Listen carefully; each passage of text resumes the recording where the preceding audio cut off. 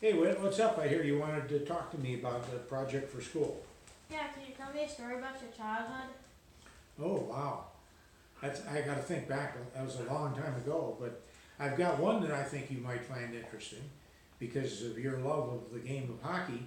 I played hockey too growing up, but I didn't have it as nice as you have it now. I started out playing hockey outside in Michigan in the winter when it got cold and the creeks and ponds would freeze. When did you start playing? Oh, probably when I was about 8 years old or so, a little younger than you are. And so we were skating outside in the winter, and the ice would freeze, but it wouldn't always freeze very solidly.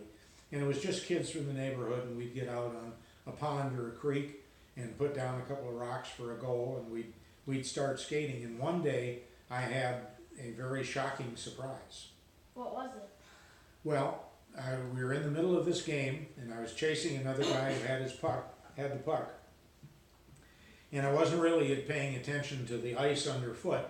And we got over onto the side of this stream, and I looked down and saw suddenly the ice was changing color, and then normally it was black, and it kind of turned white, Why was and I it thought, black? oh, I'm in trouble. Why was the ice black though? Well, that's just the way it freezes because the water's dark and so forth. Okay, the ice is really clear color, just like an ice cube when it freezes. But anyway, when I saw that the ice we were skating on was changing from black, which is what it normally is, to white, I thought, oh, this is not good. And something then happened.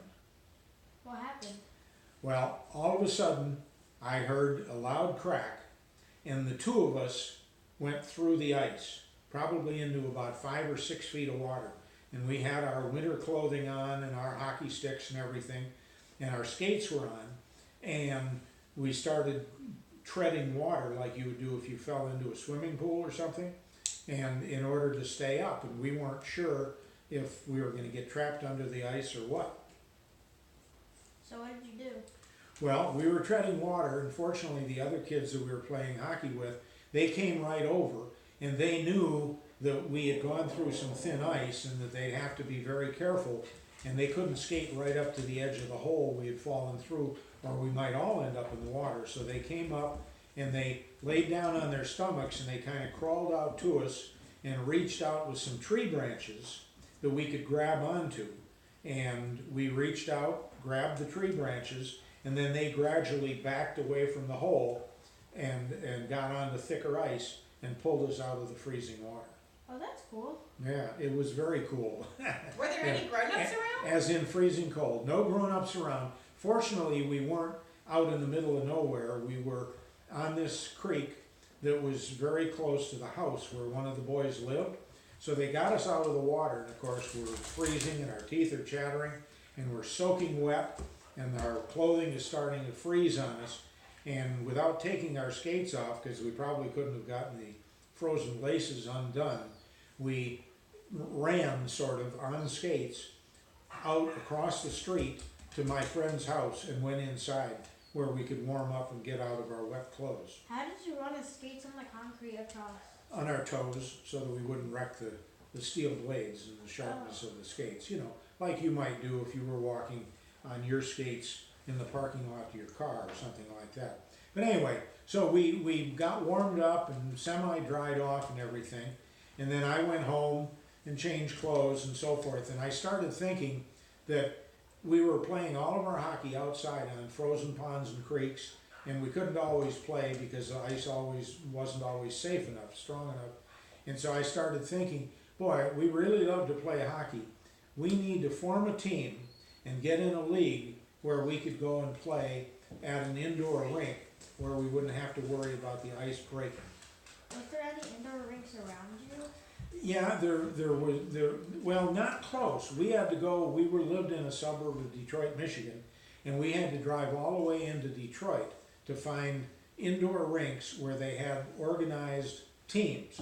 But in order to play in one of these leagues, we had to have a coach and we had to have uniforms.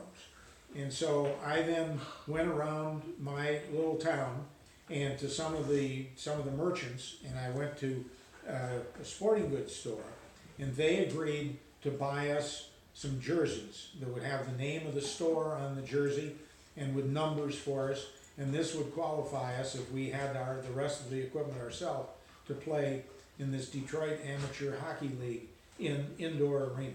Oh, and did you guys get into the league? We got into the league, and I found a coach, a former professional hockey player, who agreed to coach us, and we started renting ice at night wherever we could find it in indoor arenas, and he would come and coach us so that we were good enough to play in this indoor league in Detroit.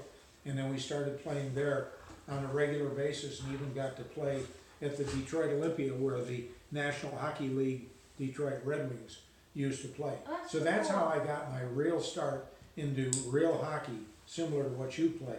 But it started out very different when I fell through the ice on this creek one Right. cold winter day. Were you playing as a goalie or as a player? No, just as a player. We didn't have goalies, we didn't even have nets, we just had rocks.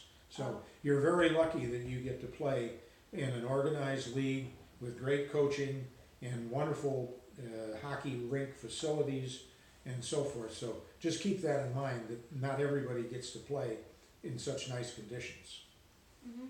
So, Okay, is that a good story for your school project? yeah, that's a good Okay, story. well, good. I'm glad I was able to tell it. Thank you. Okay, you're welcome. Bye-bye. Bye bye. I think that was good.